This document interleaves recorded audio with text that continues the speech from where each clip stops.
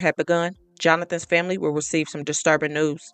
According to the police report, it states on January 7, 2026, at approximately 4:51 p.m., St. Louis County police officers from the North County Precinct will respond to a call for service for a suspicious unaliving in the 10,800 block of Glengarry Road. Responding officers located an adult male that was suffering from at least one gunshot wound to the head. The victim was pronounced deceased at the scene. That victim was later identified as 34-year-old Jonathan Brown. On Sunday, January the 11th, 15-year-old male suspect was arrested and remanded to the custody of the St. Louis County Family Court for murder in the second degree and armed criminal action. And according to close sources to the tragic situation, that 15-year-old would be Legend Brown. Legend, who we already know has allegedly been in trouble with the law, was said to have had a disagreement with his father, and once his dad went to sleep, he decided to shoot him in the head, take his life, and then take his car. A 15-year-old now facing charges in a murder that took place last week in North St. Louis County. According to county police, it happened just before 5 p.m. on January 7th. Officers responded to a scene on Glengarry Road and found 34-year-old Jonathan Brown shot to death. Well, today, county police announcing they have arrested a 15-year-old boy, charging him with second-degree murder and armed criminal action. Even though his son had been in trouble before with the law and was not making all the right decisions, I'm sure no one ever saw him taking his dad's life.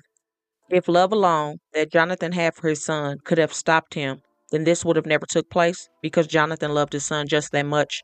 His dad looked to be that person that was in his corner to have his back, and he took the number one person that would support him in all aspects of life away from this world. And not only that, he took his father away from his two younger brothers, his family, community, and so many other people who truly care for Jonathan. The sad part about this all is the younger generation gets so easily upset. You can't take Wi-Fi away. You can't take their phone away. You got to do things the way they want done. Or tragically, something like this may take place. And sadly, this is not the first parent who has lost their life over something so small. All because a child didn't want to be disciplined. All because a child didn't want to listen. And all because a child didn't want instruction. And it's very sad and heartbreaking to see. One person who was locked up with Jonathan said, Brody came home and stayed focused this time, and all he talked about was trying to build a relationship with his sons.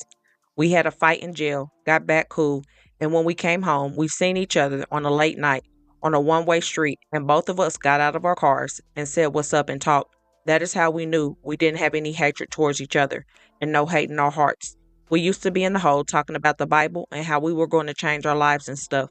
John Brown was a good dude. Loved ones said that Jonathan was so deeply loved. He was the kind of person who left a lasting impression on those around him through his presence, his heart, and the connections that he made. His life was meaningful, and his absence is felt profoundly by so many. My thoughts and prayers go out to his entire family. Don't forget to let me know your thoughts. Also, don't forget to comment.